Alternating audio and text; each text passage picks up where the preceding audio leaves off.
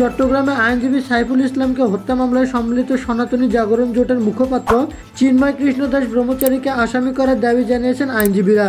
আজ রোববার দুপুরে শোক মিছিল শেষে আয়োজিত এক সংক্ষিপ্ত সমাবেশে জেলা আইনজীবী সমিতির সভাপতি নাজিমউদ্দিন চৌধুরী তার বক্তব্যে এ দাবি জানান। জেলা আইনজীবী সমিতির উদ্যোগে আয়োজিত শোক মিছিল আদালতে দোয়েল ভবন চত্বর হতে শুরু করে নগরের লালদিঘি মোড়, কোতোয়ালি থানা মোড়, নিউ মার্কেট মোড়, আমতলী মোড়, সিনেমা প্যালেস মোড় হয়ে আবার দোয়েল চত্বরে এসে শেষ হয়। সেখানে সংক্ষিপ্ত সমাবেশে বক্তব্য দেন আইনজীবীরা।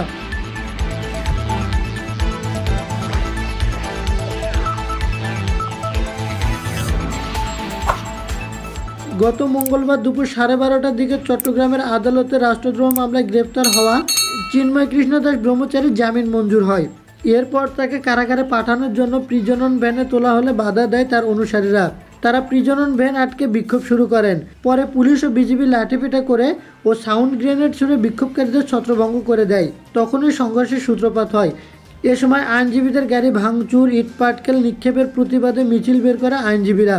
একাধিক প্রত্যক্ষদর্শী জানান, মিছিল শেষে ফেরার পথে হোঁচট খেয়ে রাস্তায় পড়ে যান সাইফুল। তখন তাকে কুপিয়ে ও পিটিয়ে হত্যা করা হয়।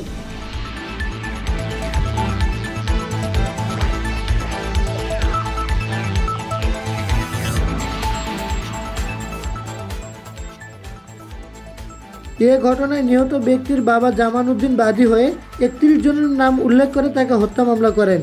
পুলিশের উপর হামলা, কাজে বাধা প্রদান এবং আইনজীবী ও বিচার প্রার্থীদের উপর হামলা, ককটেল বিস্ফোরণ ঘটনায় আরও 4টি মামলা হয়। 3টি মামলা করেন পুলিশ, আর 1টি মামলা করেন নিহত ব্যক্তির ভাই জানে আলম। 5 মামলায় গ্রেফতার হয় 39 জন।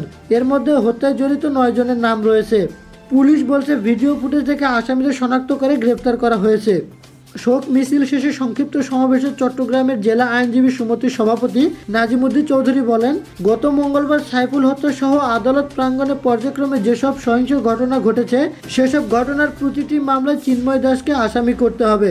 রিফাতুল ইসলাম, স্কাই চ্যানেল।